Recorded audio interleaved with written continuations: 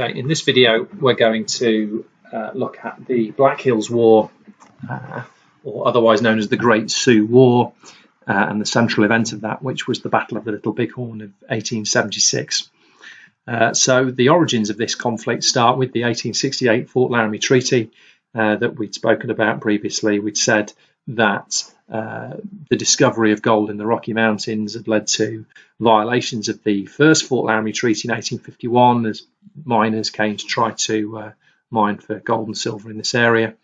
This sparked Red Cloud's War, which, as we know, was a failure for the US, a success for the Plains Indians, and that led to the 1868 Fort Laramie Treaty, which saw an end to the fighting and granted the Great Sioux Reservation, including the Black Hills, to the Sioux, and ended the use of the Bozeman Trail. But we know that Crazy Horse and Sitting Bull also refused to sign the treaty and cooperate with the going onto the reservation. I probably should have mentioned this at the end of the previous video, but I'll mention it here that in 1980, so 30-odd years, 40 years ago now, the US Supreme Court ruled that the government had illegally taken land in the Black Hills granted by the 1868 treaty and awarded damages to the Plains Indians, to the Sioux, of $15.5 million for the market value of the land in 1877, along with 103 years worth of interest for an additional $105 million. The interest as of 2011 has compounded to over $1 billion. The Lakota refused to accept payment. They continue to demand the return of the territory from the United States. So this is just one way in which this is still an ongoing conflict, and this has not been resolved. So let's turn to the Battle of the Little Bighorn, and otherwise you might hear it referred to as the Battle of the Greasy Grass. The Little Bighorn River is referred to by some Lakota Plains Indians as the Greasy Grass. This battle, of course, sees the humiliating defeat of the US Army, led by George Custer, the individual on the far left, by a force of Sioux Indians, led by Crazy Horse. It is referred to as Custer's Last Stand. 268 US soldiers died, 58 severely wounded. This event in some ways has been romanticized in modern American mythology. Heroic Custer going down to a glorious defeat against the savage Indians. Of course, the reality is rather different, as we'll see. There was a huge backlash prompted by this event against the Plains Indians from the US public at the time, and this is an example of what you might call a Pyrrhic victory, or an example where the Plains Indians won the battle but they would lose the war. The US really ramped up their militarization of the Plains after this, sent in huge forces to crush the resistance of the Sioux against the US. In many respects, this is perhaps the Indians' last stand rather than Custer's. The battlefield is located in southern Montana in the northern plains of the United States. Why did this battle take place? A number of key reasons for this. First of all, the development of the Northern Pacific Railroad was significant. Custer was leading a force of US soldiers to protect railroad workers as the extension of the railroad continued. He was there to protect them from Plains Indians, but he used that mission as an opportunity to prospect for gold in the Black Hills. And he starts to send out reports saying that there's gold, and thousands of prospectors follow into the Black Hills, putting pressure on this sacred land. The US government offered to buy that land for $6 million from the Plains Indians, but unsurprisingly they refused, citing the treaty that had been signed in 1868, and they retaliated by raiding against gold prospectors. Sitting Bull and Crazy Horse emerge as the leaders of the Plains Indians forces. They go off the reservation as a result of that. The Plains Indians, they go and unite with Sitting Bull and Crazy Horse, who of course never went onto the reservation in the first place. The US government then ordered the Plains Indians to return to the reservations within 60 days, but it was winter, so it was impossible to do that because of the heavy snows that you get in the plains in that time of year. By spring 1876, a band of 7,000 Sioux have gathered on land between the Powder River and the Rosebud River. So the leading US general here is a guy called General Sheridan. He's in charge of the forces out in the west.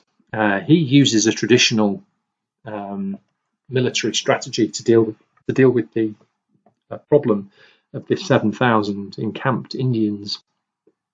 He proposes a three-pronged attack on the Sioux. one prong led by General Crook, another led by Colonel Gibbon, and a third led by Generals Terry and Custer. They were going to encircle them and wipe them out, or round them up and force them back onto the reservation. The idea was that each general would wait for the other before attacking. But Custer would have other ideas. Now, Custer's an interesting character. He graduated bottom of his class from West Point, the US Army training college, but quickly gained notoriety during the Civil War, and then also in conflict against the Indians. He killed Black Kettle of the Cheyenne at the Battle of Washita that we mentioned previously. And he basically just ignored orders. He wanted the glory for himself. So he went off, 600 men, 2 other officers on the attack with 7,000 Indians against them. And there was a real sense of arrogance here from Custer. He felt that he could go in, he'd wipe out these, poorly armed Indians and secure a great victory and lots of glory for himself. Despite the warnings that he didn't have enough ammunition and that the opposing force was significantly bigger than his. This shows you the sort of the geography of this area. Here, we don't need to spend too much time on the specific ins and outs of the actual battle itself. Custer splits his force into 3. He kind of has a huge march through the mountains, rapid march through the mountains, which arguably tired his men out. Splits his troops into 3. That actually weakens his army. That was traditional US Army tactics. Custer had used them at Washita, but this time they don't work and he's defeated. They'd had this long, hot ride to the battleground. Custer didn't let them rest. There are a number of other factors at work here in terms of why they lost. Custer himself was offered extra men and Gatling guns, but refused. He deliberately disobeyed orders. He split his troops, weakening his troops further into the 3 groups. But there were other factors at work as well. The US Army perhaps underestimated the number of warriors that would be there. General Crook's column had already been attacked by Indians and had to retreat. That had slowed things down. And the Sioux had better weapons as well. This was one of the mistakes of Custer. Again, he doesn't take the Gatling guns because he doesn't want to carry them. They're quite heavy. They're going to slow him down. He doesn't. That's why he refuses those Gatling guns. And the Sioux are armed with Winchester repeating rifles, whereas the US Army are armed with Springfield single-shot rifles. They were no match for the repeating rifles that the Plains Indians had. And Crazy Horse's leadership as well is often identified as being significant in bringing about the victory for the Plains Indians. The key thing here, in many respects, is the impact of the battle. Although we see the battle as a victory for the Plains Indians, in the long run, it would lead to a huge defeat. Before this, public opinion in the US had largely supported the policy of making agreements with the Native Americans.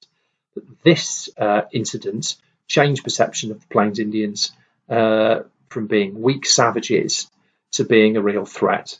And now it was seen that the Plains Indians would either have to assimilate into the American way of life or die. There was much greater hostility from the general public, much more support for a more aggressive policy towards the Plains Indians from the US. And the government spends the next few years basically crushing the resistance of the Plains Indians. The US Army relentlessly pursued the Sioux and Cheyenne back onto the reservations and forced them to stay there. They took control, the US Army basically take control of the reservations and turn them into, they're not far off prisoner of war camps in some respects, and the conditions were pretty bad. The previous treaties, the US government just decides that they can be ignored. The Plains Indians, they say, well, the Plains Indians are the ones that have violated the treaty, even though that clearly isn't true. The US government says the Sioux, they've forfeited their right to treaty deals. And they say to the Lakota Sioux, give up the Black Hills or else we're going to starve you to death. We're going to starve the reservations out. And ultimately the Sioux have to give up the Black Hills, the Powder River country, the Bighorn Mountains. All of their sacred hunting grounds are lost. And the Sioux are also stripped of their weapons, their horses. They have to live under a military occupation for all intents and purposes. This was a conquest by the US government. There's no other way of describing it, and it was a violent conquest against a peoples that the US perceived to be inferior in a number of respects.